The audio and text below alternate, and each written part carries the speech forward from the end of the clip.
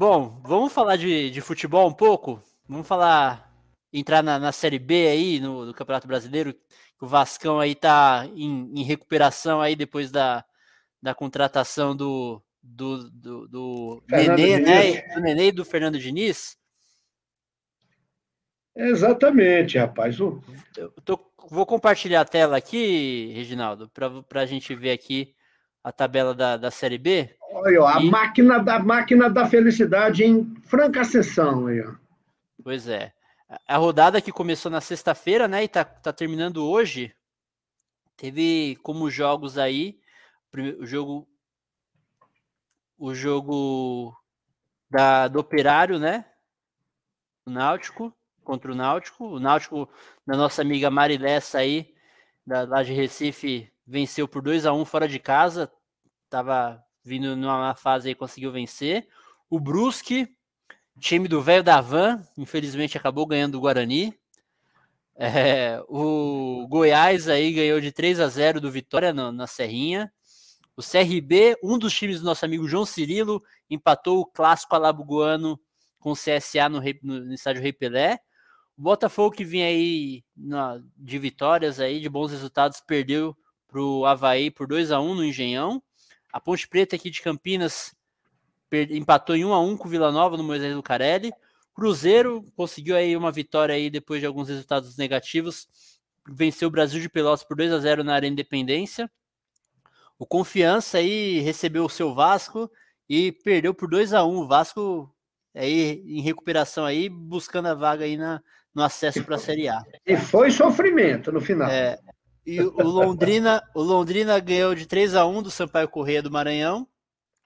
E o Remo do Pará vai empatando aí em casa em 0-0 com o Coritiba, lá em Belém do Pará.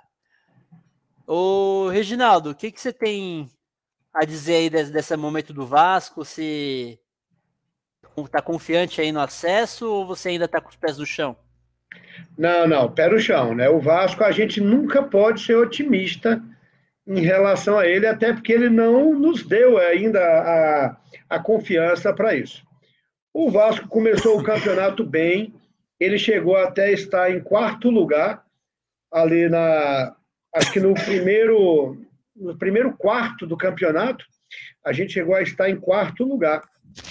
Mas depois começou uma onda de troca de técnicos, de sobe e desce, característico do Vasco, aquela instabilidade, muito relacionada também à política da diretoria vascaína. A péssima fase do time coincidiu com aquele imbróglio jurídico que envolve a disputa pela diretoria do Vasco da Gama, que desde que o Eurico Miranda morreu, que era louco, mas dava estabilidade dentro da loucura, desde que o Eurico Miranda deixou o Vasco vive esses permanentes e contínuos momentos de instabilidade. Agora, com a chegada do Fernando, a gente já estava desesperançoso, e eu confesso para você que não vi com bons olhos a chegada do Fernando Diniz ao treinador do Vasco. Por quê? Porque ele tem um estilo de jogo que, ele tem um estilo de treinar que, no meu entender, limitado, é incompatível com a realidade da Série B. O tipo de treino, o tipo de futebol que o Fernando Diniz apresenta, que é um futebol moderno, é sensacional para a seleção da Espanha. É posse de bola. Claro que sem a habilidade que os jogadores da seleção espanhola tinham naquela Copa que a Espanha venceu, e aquele time fantástico também que o Barcelona e o Real Madrid montaram aí há cerca de 8, 10 anos atrás, que era de muito controle, de muita posse de bola, que depois virou a base ali da seleção espanhola vitoriosa na Copa. O time do Vasco é limitado. Eu fiquei preocupadíssimo. Eu falei, até brinquei com você aqui nos bastidores, né? O Vasco vai ser campeão intergaláctico de posse de bola, mas não vai fazer gol. E isso se mostrou ontem. O time dominou, a última vez que olhou o percentual, o Vasco estava com 67% de posse de bola e tinha chutado uma vez a gol. Uma finalização. Aí tu ganha o futebol, é quem tem o controle da bola, é quem faz gol. Então, assim, não sou especialista em futebol, mas ficaria aqui até o conselho para o Fernando. Continue com o seu projeto. mas agrega, né? Todo projeto tem que ser flexível, todo planejamento tem que ser flexível. A nota começa a chutar de fora de área. E aí, qual é a vantagem? Se o Fernando Diniz tivesse chegado ao Vasco, sem que com ele chegasse o Nenê, a gente estaria ferrado. Porque o Nenê é sensacional, não é porque ele está no Vasco. Onde ele vai, ele é um jogador diferenciado, 40 anos de idade, gosta de jogar o jogo todo, está no meio de campo, está no ataque. E aí ele conseguiu, ele joga ali de meio atacante, o Nenê, porque não pode ser diferente, ele gosta de fazer gol, mas aí ele conseguiu ser aquele camarada da assistência para o Cano. O primeiro gol mostra isso. O Nenê tocou, correu na lateral, recebeu, meteu para o meio, o Cano fez aquele papel de pivô do futsal, virou e fez o gol. Ou seja, a dupla está sensacional e leva a crer que com eles dois o Vasco pode vir a melhorar ainda mais. E tem mais, faltava uma liderança. Todo time tem que ter um líder dentro de campo. É um camarada, joga ali, faz o que eu mando, que eu sei das coisas que você está iniciando. É assim. Então, acho que nesse sentido, o Nenê contribuiu demais, tanto depois que o Fernando Diniz chegou. Ele chegou, a gente perdeu a primeira, a gente empatou a segunda e a terceira, 2 empates, que eu morro de medo, já nos acréscimos do segundo tempo, contra o Cruzeiro e contra outro que não me lembro agora, e nós ganhamos as últimas 3 partidas. Então, está numa franca ascensão. 1 derrota, 2 empates e 3 vitórias, incluindo essa última fora de casa. A gente estava 10 pontos atrás da zona de classificação há um dia desse aí, agora a gente está a 5, ou seja, estamos chegando. Pois é, eu até no episódio passado, o nosso amigo aí, o William Jacob, do canal Politizando, ele comentou aqui que ele também é vascaíno, que o Vasco estava crescendo tudo. Eu falei, olha, não sei não, hein, porque eu achava que só o Botafogo dos grandes ia subir, né? Mas o Cruzeiro realmente, não, acho que não tem chance de subir, mas o Vasco aí tá na crescente aí, que já tá 5 pontos atrás do G4, né? Pois é, então, assim, se a gente obtiver mais um sucesso aí, 4 vitórias seguidas, aí sim, o time está começando a ganhar um estilo de jogo. Fernando Diniz conseguiu isso rápido, muito diferente dos times anteriores que ele vinha aqui. Muita posse, só que com a presença do Nenê e do Cano, o Nenê ele toca a bola, mas ele faz na vertical. E eu entendo que os times anteriores que o Fernando Diniz vinha comandando, fazer aquele toque de bola horizontal. Ou seja, você tocar a bola por si mesmo não adianta. Então toca quando for necessário. Quando houver espaço, verticaliza e vai para o ataque. Ele tem um lateral esquerdo, me foge o nome do menino agora, bem jovem, né, 20 anos, o moleque está jogando para cá. Riquelme, pronto.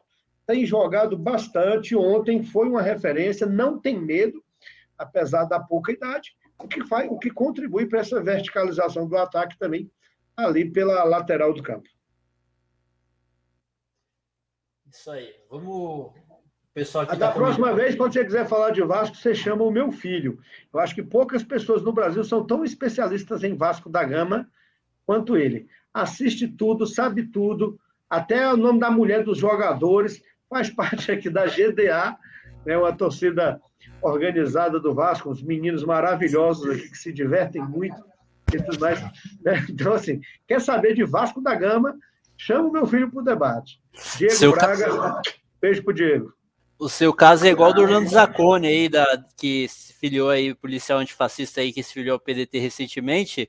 Ele falou também que ele influenciou o filho dele para ser torcedor do Fluminense, e o filho dele hoje torce mais pro Fluminense que ele. Ah, não.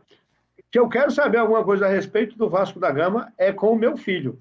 Eu até falo assim, não, eu tô meio, não tenho feito um acompanhamento tão intenso do futebol, mas nem quis pedir orientação para ele, não. Então, vamos lá para o nosso debate com as informações que eu tenho e com o que eu tenho visto a respeito do time. O Cristiano em nome da Rosa falando, Reginaldo, o Renato fazia a mesma coisa com o Grêmio, era proibido finalizar ou invadir a área do adversário. Pois é, tem muito técnico que fica aí ciscando e não vai para frente, né? Não é objetivo nas jogadas. Olha o Thales falando aqui, a política do Vasco é o melhor exemplo da política nacional.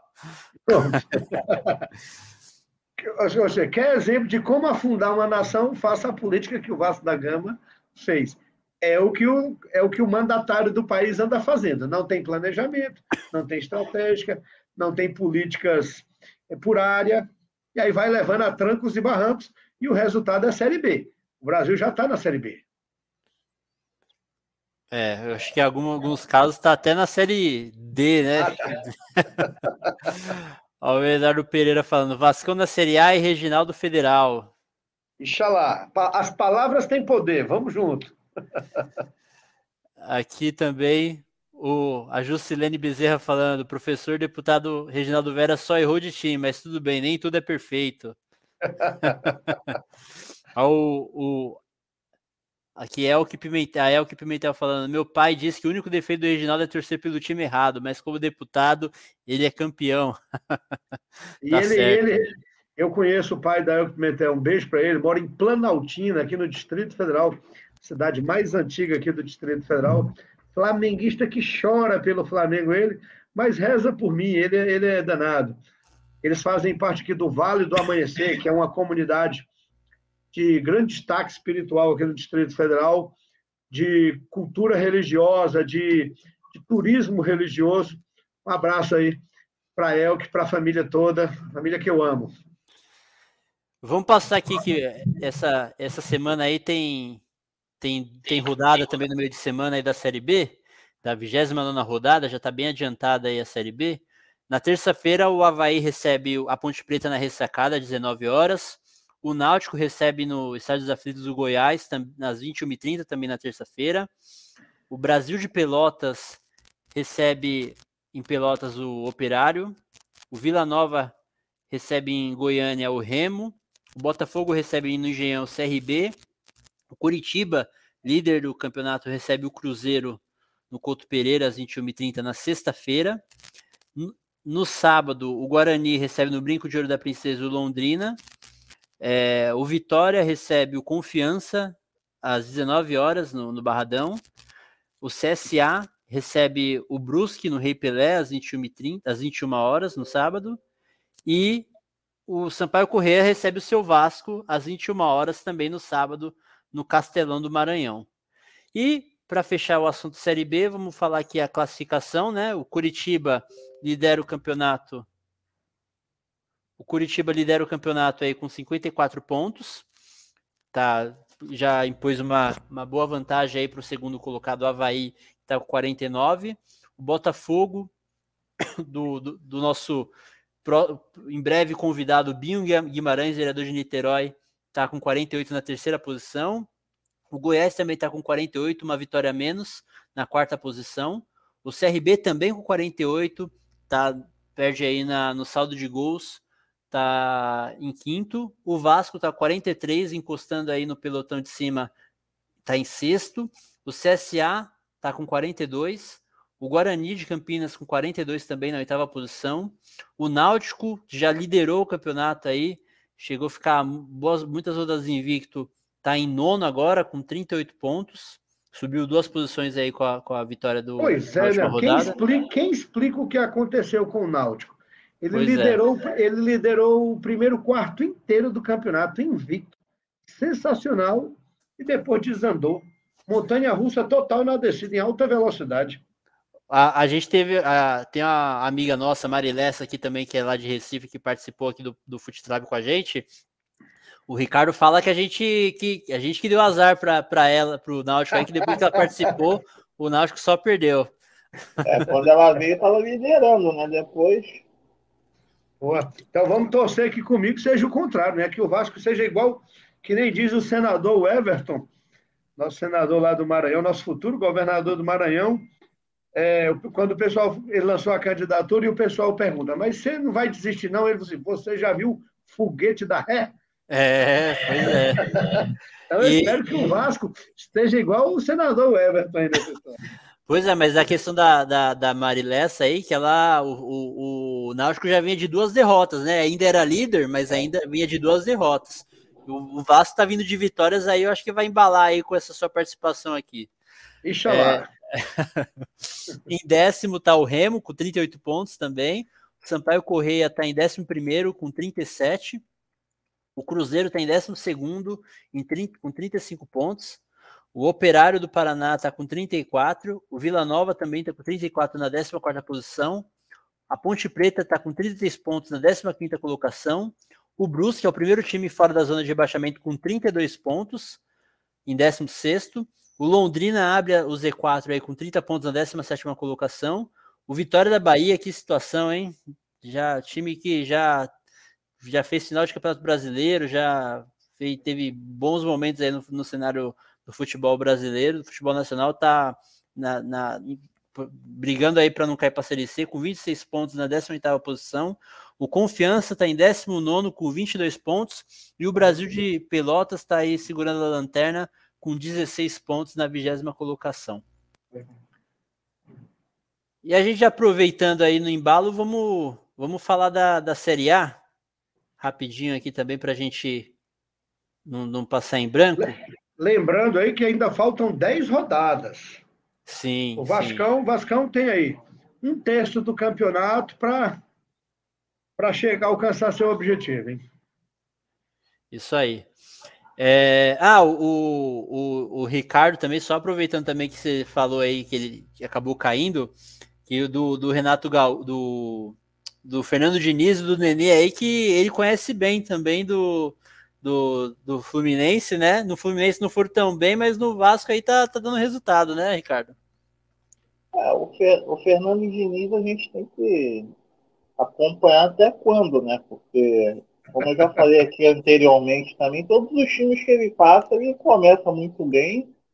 Aí depois, ali uns 10, 12 jogos, começa a dar uma refugada, assim, foi assim no Atlético Paranaense, no Fluminense, no São Paulo, em todos os times que ele passou. Vamos ver se no Vasco ele consegue manter um equilíbrio assim, que ele não conseguiu até hoje. E o Nenê, eu acho que já tinha acabado o encanto dele no Fluminense. Ele fez boas partidas ano passado, mas eu acho que no Fluminense, assim, no ritmo que o time estava jogando, eu acho que ele atrapalhava um pouco a dinâmica do time. Eu acho que o Nenê é um jogador que segura muito a bola. Eu não acompanho muito a Série B, mas talvez o estilo de jogo dele se encaixe mais talvez a Série B seja um pouquinho mais lenta e se encaixe mais o estilo de futebol dele, assim, ele é habilidoso e tudo mais, mas ele não é um cara que faz aquele 1-2, né? Ele não pega e toca. Eu acho que é mais, o estilo de jogo do Fluminense existe. Acho que é mais também pela idade dele. Eu acho que ele não tem mais a mesma dinâmica que ele tinha antes, né? Pode ser. Afinal, ele já tá com 40 anos já, né? Mas, Ricardo, me permita, como eu sou um camarada de fé, um camarada esperançoso, o Fernando Diniz, de fato, digamos que ele tem sido um treinador fracassado aí ao longo dos últimos tempos. Isso aí é inquestionável. Ele introduziu um modelo de jogo, ele criou uma marca que até serviu de referência para outros times, claro, só adaptando, e ele criou uma marca que até serviu de referência para outros jogadores. Tinha jogador que tinha medo de controlar a bola, porra. O camarada, a bola queimava no pé dele, e teve cara que até conseguiu evoluir individualmente a partir do momento que treinou com o Fernando Diniz. E isso tem jogador que agradece, tem que agradecer muito, porque tinha jogador que tinha medo de jogar. E no time dele, ou o cara joga ou ele pede para sair. E a gente já viu, naquele contexto do São Paulo, até num processo até relativamente humilhante, ele questionando o jogador, não foi adequado, mas vê que ele não dá moleza. Mas como agora no Vasco ele está mostrando uma situação um pouco diferenciada, e a gente percebe, você não acompanha, mas a gente percebe por esses 5 jogos do Vasco da Gama, que está um pouco diferente. Como eu havia dito aqui, está verticalizando, né? É um domínio de bola, mas está verticalizando, está faltando verticalizar e chutar gol. Então eu vou aqui fazer quase que como se fosse uma oração para que o Fernando Diniz dê certo, usando o grande lema da torcida vascaína, que sirva para essa nova fase do Fernando Diniz. Então lá, o Vasco é o time da virada, o Vasco é o time do amor, que sirva para o Fernando Diniz e que no Vasco da Gama comece a virada dele como treinador. Isso aí. Vamos falar então da Série A, a rodada que começou aí no sábado, né? com o Fortaleza recebendo o Atlético Goianiense, tendo uma derrota surpreendente, né? Fortaleza que vem bem no campeonato aí, tomou um 3-0 em casa aí que ninguém esperava. Quebrou muita gente aí no Cartola. Quem joga Cartola aí sabe que ninguém esperava, que escalou os jogadores do Fortaleza, ferrou todo mundo. O Cuiabá perdeu pro América aí, que vem assim, São América do nosso último convidado aí, Rafael Inácio, que você comentou aí do Clube Empresa, Reginaldo, aí na sua explanação inicial aí. O Rafael Inácio aí fez uma exposição brilhante aí no episódio passado. Ele que é pós-graduando em Direito Esportivo, ele fez uma exposição brilhante aí sobre a lei do clube empresa e a lei do mandante aí no último episódio. Quem quiser acompanhar aí depois, procurar aí nos nossos vídeos aí anteriores, na playlist dos episódios do Futrab aí, que vocês acham aí, foi bem legal. Ele que torce para o América, e o América aí tá vindo bem aí, contratou aí o Mauro Zarate, jogador argentino, que tem feito um grande campeonato aí, desde que chegou o América Mineiro e venceu por 2-0 aí, fora de casa o Cuiabá.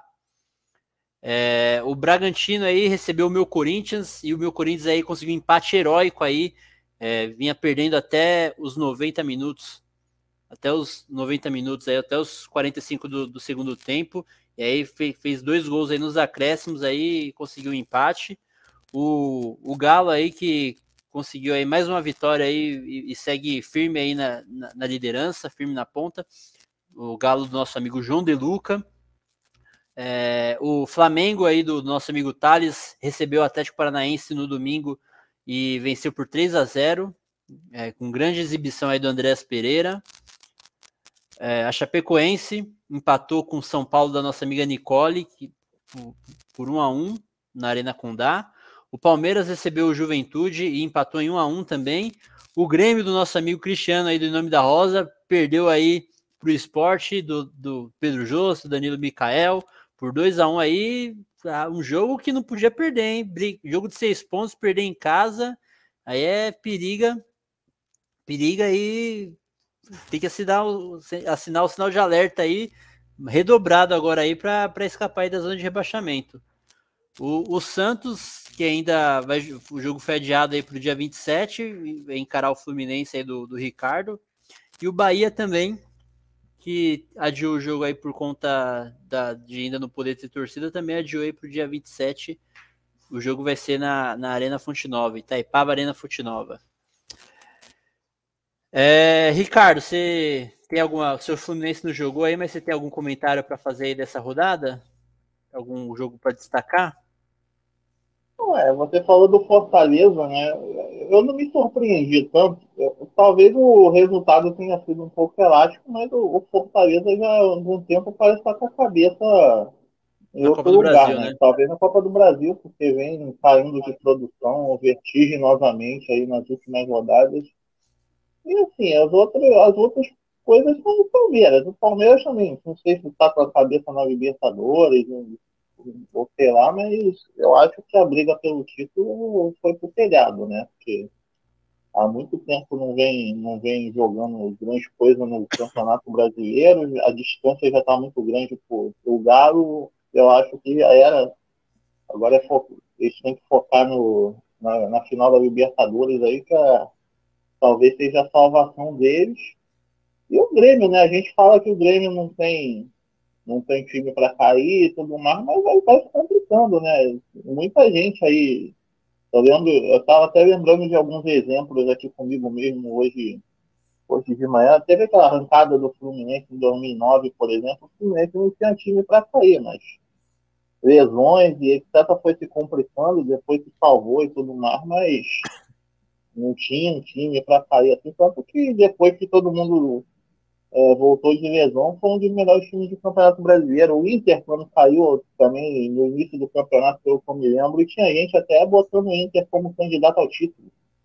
Aí e acabou Chegou sendo a liderar, rebaixado. né? Chegou a liderar. E foi rebaixado. O Grêmio que não abriu o olho aí também, vai ficando ali na zona, né? Não tem time para cair, não tem time para cair, mas tá aí, meu irmão. Reginaldo, Vai passando o campeonato isso. e vai se complicando. Só agregar aqui uma informação aí dentro da lógica do Ricardo. O Vasco, quando caiu, que voltou, que foi campeão da Copa do Brasil e depois só não foi campeão da Libertadores, que até hoje eu não perdoo aquele lá contra o Corinthians. Ali era para ser o Corinthians mesmo. O Vasco, rapaz, ele deu pontapé para que o Corinthians fosse campeão mundial. Eu sempre falo isso, que o jogo do título foi aquele, viu, Reginaldo? Foi sensacional aquele jogo, e a partir dali o Corinthians, né, bateu, fez voo cruzeiro, né? Voou bem, voou em alta altitude, foi sensacional. E torci para o Corinthians. Depois o Vasco perdeu, vamos torcer para o Corinthians daqui para frente. Pois é. Agora pergunta se eu vou torcer para o Flamengo do Alan. É ruim, hein, mano? Vai torcer para o Palmeiras do seu amigo João Cirilo, né? Pois é, cara, eu vou torcer para o Palmeiras. Você sabe que assim, eu tô sem paciência para assistir jogo de futebol. E por coincidência, às vezes eu sento ali no barzinho para conversar com os amigos. Perto da minha casa tem 6 bares, né? Esses bares tradicionais, que sentam ali os aposentados e tudo, e eu sou freguês de todos ali, e todos rolam futebol. Então, quando está ali, eu chego do trabalho cansado, aí antes de ir para casa, quando tem futebol, eu sento e fico ali. Por coincidência, eu peguei alguns jogos do Palmeiras. O time chato da gente ver jogar. Não é assim, é chato, ele não tem variação de jogada, não tem um jogador igual o Dudu era antes. Ele ia lá, desafiava o esquema tático e pá, fazia. Então é um time morno. Eu não conheço o histórico do treinador do Palmeiras, o português aí, mas vou te falar, é um time chato pra caramba de se ver jogar. Não tem aquele centroavante que se destaca, não tem um cara que sai driblando. É aquele, sabe, é um time estável, ninguém vai negar, tanto que está aí entre os melhores times do Brasil nos últimos tempos, mas é um time que não revoluciona, o cara não se dá o direito de testar, não coloca um jovem que vai lá e faz uma diferença, aquela loucura, aquela irresponsabilidade. Resumo, é um time chato de jogar. Vou torcer para o Palmeiras, mas estou pessimista de que o Palmeiras possa vir a ganhar do Flamengo, que tem justamente isso que eu estou falando. Criatividade, inovação. Os caras, não, além de só ter craque, os caras não têm medo de jogar. E seja lá antes ou agora com o Renato tem até sido mais inventivo no Flamengo, até porque tem peça para fazer isso, do que ele era no Grêmio. Então, tanto que o Renato andou fazendo algumas mudanças aí que a torcida questionou, que no primeiro momento deu errado, mas que depois acabou dando certo. Eu acho assim, o treinador, se ele não inovar, se ficar mais no mesmo, vai ficar no mesmo. Ou seja, o Palmeiras não foi campeão e vai ficar no mesmo, vai continuar sem ser campeão, se não mudar esse padrão de jogo. Essa é a minha análise primária e tudo mais.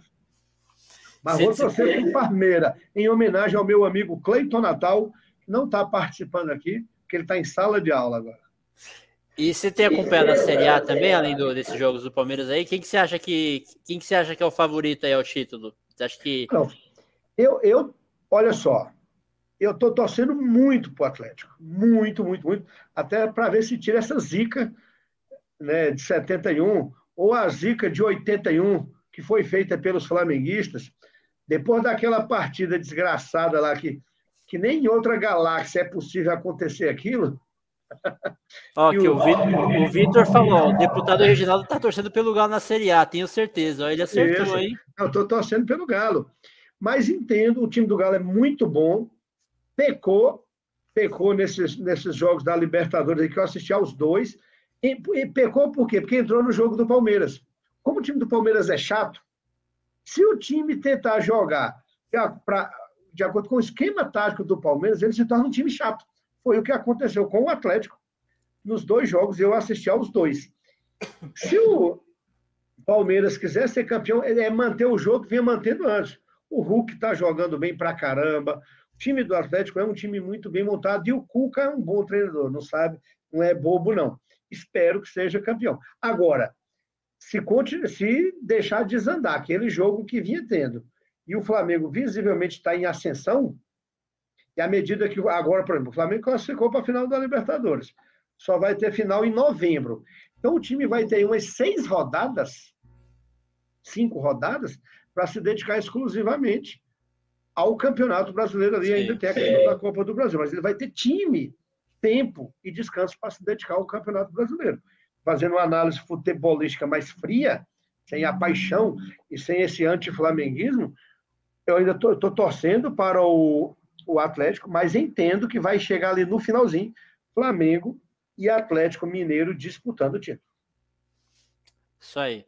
Eu vou falar aqui também a próxima rodada, as próximas rodadas. Antes de fazer isso, eu só queria comentar aí o jogo do meu Corinthians, né? O Corinthians que claramente tem melhorado o desempenho aí nas últimas rodadas aí, depois da chegada dos reforços, aí conseguiu tá pegando entrosamento ainda tem algumas coisinhas aí, mas jogou muito bem aí no jogo, apesar de ter tomado 2 gols, aí tava perdendo até o final do jogo, mas teve força aí para empatar, coisas que até pouco tempo atrás isso era inimaginável. Então o Corinthians aí tá vindo em franca ascensão aí, esse ano aí acredito que consegue uma vaga na Libertadores, mas pro ano que vem aí esse time promete, hein? Vai fazer frente aí com o Flamengo e com o Atlético Mineiro, hein, Reginaldo? É primário. Ainda é cedo para a gente dizer isso, mas está montando um elenco robusto. Ninguém sabe se vai conseguir manter, né? Porque chega essas janelas futebolísticas aí, os times se desmontam. Mas com a chegada desses novos reforços, eu tenho acompanhado alguns jogos do Corinthians, melhorou, porque estava com a velharada da porra sem vontade de jogar. E trouxe agora uma galera que está com vontade de jogar. Vamos falar aí os jogos da 24ª rodada aí que se inicia amanhã. O Corinthians recebe aí o Bahia, primeiro jogo do Corinthians. Bahia, bora Bahia. Quem já falar, pô, Bahia. Pois é, mas amanhã não é bora Bahia não, é vai Corinthians. Corinthians recebe aí no seu primeiro jogo com público aí, depois do fechamento aí das restrições por conta da pandemia. 30% da capacidade, Corinthians recebe aí às 21h30. O Ceará que é do nosso deputado federal aí, André Figueiredo, recebe Andrezão, o Internacional. Grande deputado, André. Exatamente, recebe aí o Internacional no Castelão às 19 horas. O Sport recebe o Juventude na Arena Pernambuco às 19 horas também, na quarta-feira. Chapecoense recebe o líder do Campeonato Atlético Mineiro na Arena Condá às 19 horas. Atlético Goianiense, confronto de Atléticos, né? O Atlético Goianiense recebe o Atlético Paranaense do Antônio Ascioli às 19 horas, também na quarta-feira. O Bragantino recebe o Flamengo às 20h30 no Nabi Abichedid. E o Fluminense do Ricardo recebe o Fortaleza às 21h30 no Maracanã. Deve ser o jogo da televisão, né? O América Mineiro recebe o Palmeiras na Arena Independência às 21h30, também na quarta-feira. Também deve ser o jogo da televisão aqui para São Paulo. O Grêmio recebe o Cuiabá na Arena do Grêmio às 21h30. E o São Paulo fecha a rodada aí na quinta-feira num clássico com o Santos, o clássico Sansão, no Morumbi, às 18h30, na quinta-feira, dia 7. E aí, para fechar o assunto do futebol, vamos falar a classificação do Campeonato Brasileiro da Série A. O Atlético Mineiro aí lidera o campeonato com 49 pontos e 22 jogos. O Palmeiras também tem 22 jogos, um jogo a menos, portanto, tá com 39 pontos, está em segundo. O Flamengo tem 3 jogos a menos e está em terceiro, com 38 pontos. O Fortaleza está com os 23 jogos completos, tem 36 pontos e está em quarto. O Bragantino também tem um jogo a menos e está com 34 pontos na quinta colocação. O meu Corinthians também está com 34 pontos, com os 23 jogos completos, está em sexto. O Internacional está em sétimo, com 32 pontos, com um jogo a menos. O Fluminense também tem um jogo a menos e está em oitavo, também com 32 pontos. O Atlético Paranaense também com um jogo a menos, tem 30 pontos na nona colocação. Em décimo está o Atlético Goianiense com 30 pontos também, e também com um jogo a menos. O Cuiabá está com 23 jogos completos, tem 29 pontos na 11ª colocação. O Ceará tem 2 jogos a menos, está com 28 pontos da 12ª colocação. O São Paulo está com os 23 jogos completos, tem 28 pontos da 13ª colocação. O América Mineiro tem 27 pontos, também não tem nenhum jogo faltando, está em 14º. O Juventude está em 15º com 27 pontos, também com os jogos completos. O Santos tem um jogo a menos, está com 24 pontos na 16ª colocação, primeiro time fora da zona de rebaixamento. O Bahia abre a zona de rebaixamento com 23 pontos na 17ª colocação e um jogo a menos. O Grêmio tem 2 jogos a menos, está com 22 pontos, está em 18º. O Sport está com 20 pontos, está com os jogos completos na 17ª, da 19ª colocação. E a Chapecoense aí segura a lanterna com 11 pontos, o time já virtualmente rebaixado, não tem nenhum jogo a cumprir.